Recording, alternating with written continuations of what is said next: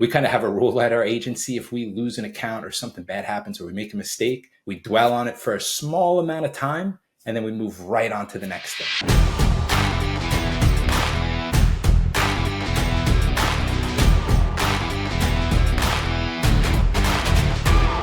What's going on? Happy Monday. Just wrapped up an awesome team meeting. The first one that I've been prepping for since last week.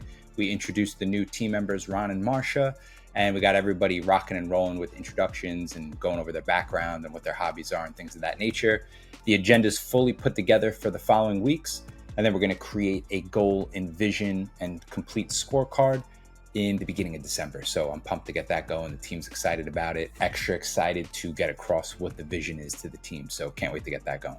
One of the things I've been working on over the last week is making sure that my calendar is efficient as possible. It has no white space.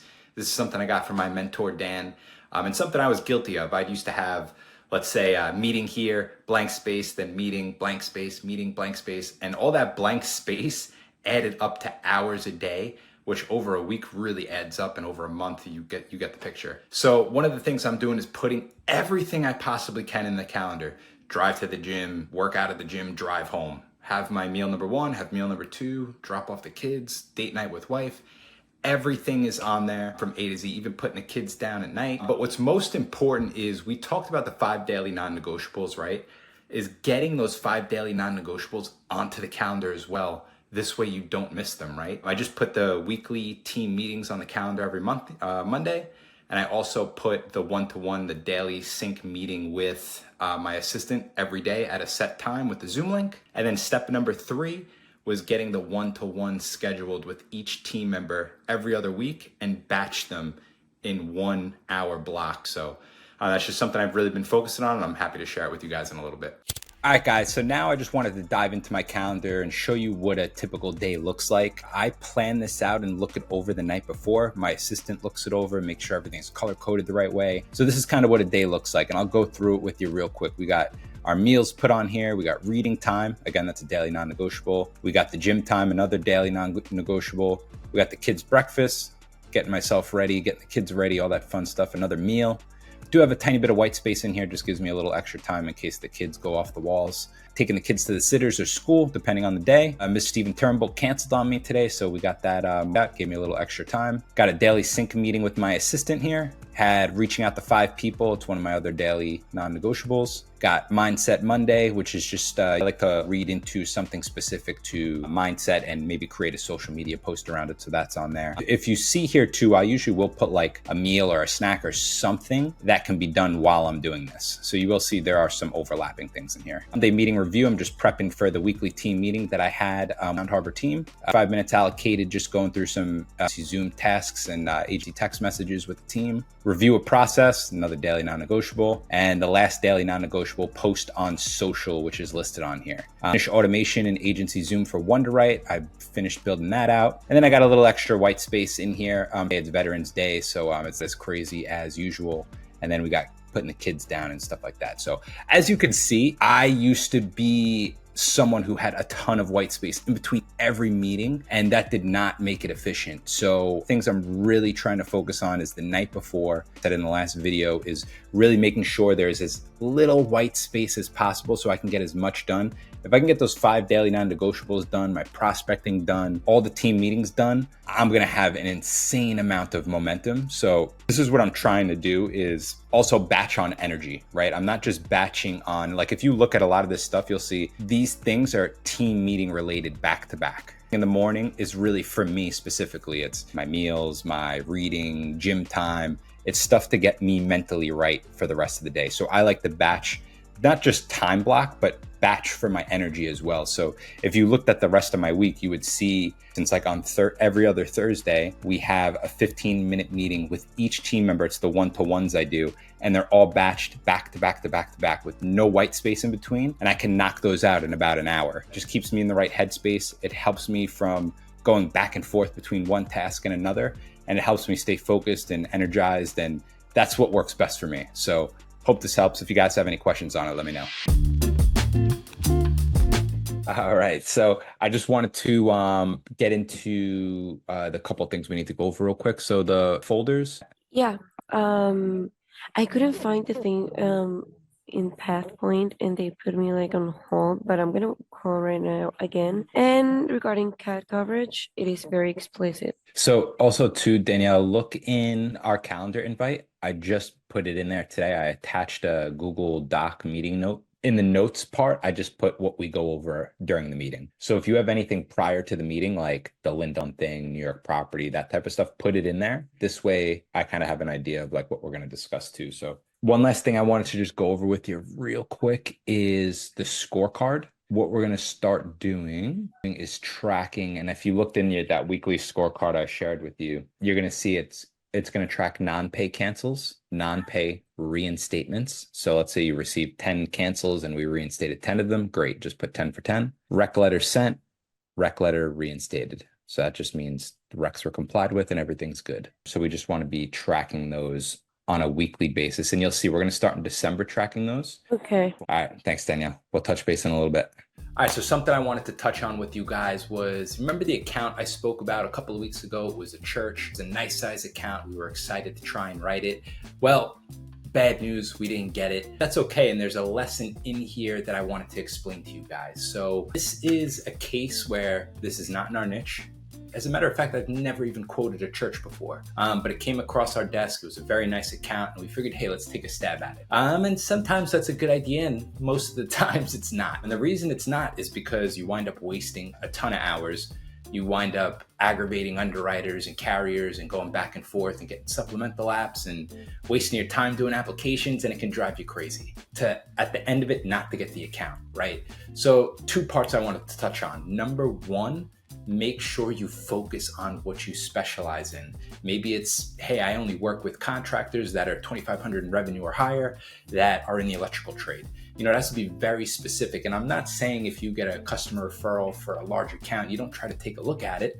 Especially as a scratch agent, revenue and getting revenue in the door is super important. But you have to remember, when it's something really quirky, something that you have no experience in, something that you might need to be a specialist in to know what coverages the customer is supposed to have, sometimes it's better to just walk away. So lesson learned, something I have to remind myself of every now and then. The other part of that I wanted to add is to not beat yourself up about it either. It's one of those things, I feel like, in entrepreneurship where it could be a form of self-sabotage, right? We try to get an account, we don't get it, and now we beat ourselves up about it. Maybe we have a drink after work because we're bummed out about it, and that kills our momentum, right? So we kind of have a rule at our agency: if we lose an account or something bad happens or we make a mistake, we dwell on it for a small amount of time, and then we move right on to the next thing. Obviously, we want to learn from our mistakes, figure out how we can do better next time. But the whole purpose of that is, don't self-sabotage yourself, because you are going to kill your momentum.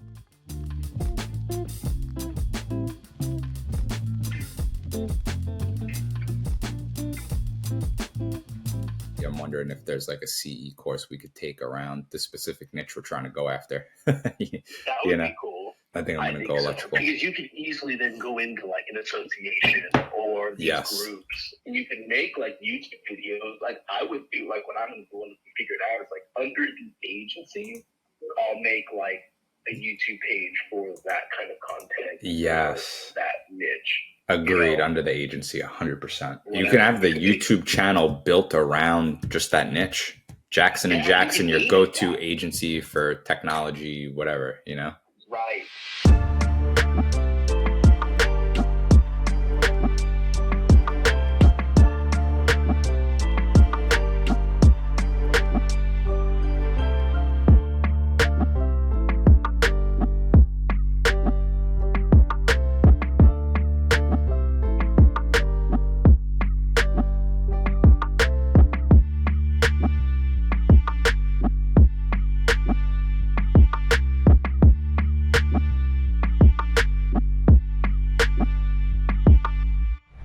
T, what's happening, man? Mr. Fitzgerald, how are you? I am doing well. Whenever you have a commercial client that calls you and just asks for loss runs and policy documents out of nowhere, it's like, what's happening? What's happening? Trying to figure out this virtual employee thing. I've been a little hesitant on pulling the trigger just because, it's never worked with anybody virtual before. And your office is completely virtual. So I figured, who better to chat with about it than you, with the trainings and all that good stuff. So I just wanted to see get your input on it and what you thought about. And then also, like, what you feel like have you made mistakes in? Because I do have a person in office, so I don't want them to feel like, well, he's spending all his time with the person in. Just, keeping the balance. Yeah, the balance is tough. That's definitely where I feel like my producer, I was giving way more attention to. And then when I onboarded like 4 other people, it was like less attention on him and then trying to divvy it out to everyone else, So that balance is definitely hard to try to figure out, but I don't think there's any solution to that. I think that's just, you kind of learn it as you go, like what works best, and you become more of like a slave to your calendar, But as far as like training, so the biggest thing, you know the deal, we've talked about it, is the Loom videos, and like just knowing, like for me, the big thing was writing, because it could be so overwhelming, like all the trainings you can create. And Cruz did a great job of this, is like do the 10 most common call list. So basically what I did is I did like an Excel sheet, 10 most common calls. And then I created a Loom video and playbook for each of those 10 most common calls. I didn't train them instantly on all 10, but I had it prepared and ready to go when they were onboarded. I hired a VA and had them like manage my calendar and my inbox. And I feel like that might not be for everybody, but like for me, it was answering the phones, email, calendar. What I found that worked with that is like when I delegated my email, like you're training them on everything at that point, because every email is kind of handled in a different way, Right. I kind of treated them like a secretary in the beginning, like, hey, take the call, take a note, and just get used to passing me the information and like scheduling the call back in my calendar. I made a playbook on how to manage my calendar. So it's like if a client calls and they have a coverage question or a renewal question, if it's a client or prospect, it's always between 2 and 4 o'clock. They're the only times you book those calls. And again, that's based off my schedule. Everyone's going to be a little different there, but that's kind of how like I did it. To me, that was more important. It freed me up to like actually work more on the business. Again, these are just the 4 P's that we discussed the other day, is like publish the content, which will be the blogs. I don't think we have to go that crazy with it, because at the end of the day, I don't think tech companies and I don't think electrical contractors are doing a shit ton of search online. Yeah. But right. I do think it is good to have some sort of a presence on there, like, because think of how much more you get a referral, right? Let's say this guy you're talking to say, oh, I want you to talk to my buddy Ned, who owns a tech company, a software company on the block. And you call Ned and he doesn't answer. And now you can email Ed and say, hey, here's just a little something about us that we special. And it's your landing page with the video and a bunch of blog articles about like how you can help them, like free value wise. That is where I think it has the biggest impact. Yep. You're going to use that almost as a piece to distribute to them, like a prospect. Yeah. It's basically for prospecting. Hey, check this out. We have, it's like a digital marketing drop. The cold calling tool will be easier, I feel like, if it's just specific to one industry. Mm-hmm. And you're just going down the list. Even if they don't answer, that's 1, 2, 3, 4, 5, 6. Right. You can get through it quick.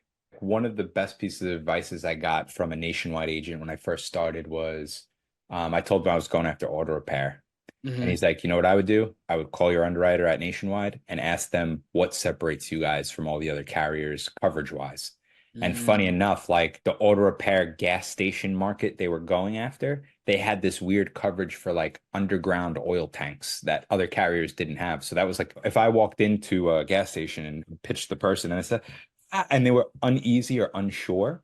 They're like, I don't know. I think maybe I'll just leave it alone for right now. And then that's when you can throw in, well, in a very non-salesy way is, hey, well, I totally get it. I just wanted to stop by because Nationwide has this product where they offer underground oil tank coverage that no other carrier is offering right now. And then if they say no from there, then okay, then you move on. But dude, I found so much success in like, I don't even want to call it a push because you're actually just trying to help them. Yeah, you know right. what I mean? So you're not trying to schmooze them or like if scam you can them. find that one thing when they're uneasy that you can throw in there, it makes a huge difference.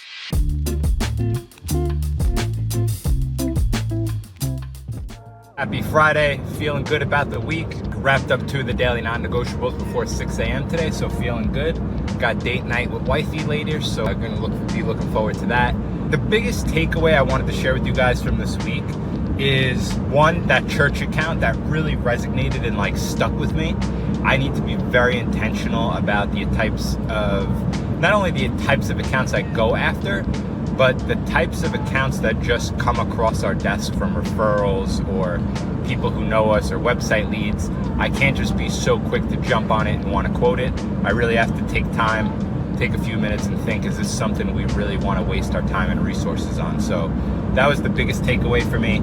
Also, Taylor and I are in the middle of building out a niche for our agency, and a lot of that is tied kind of to what happened with that church account, right? This is going to keep us focused on the types of accounts we write. The way we picked our niche is I looked at the top 10 clients at our agency. I broke them down by revenue, and out of the top 10, half of them were electrical contractors. Then I looked at the markets I have available for electrical contractors, and I have 4 direct markets that are right electrical contractors. I have a strong regional, a couple of national carriers, and then we have all the ENS markets for it if they do high voltage, alarm work, things of that nature. So electrical contractors is gonna be a niche we're gonna go heavy after in probably starting in the next 2 weeks here, then get going strong into the new year. So I'll have more for you guys on that, and I'm looking forward to sharing that journey with you.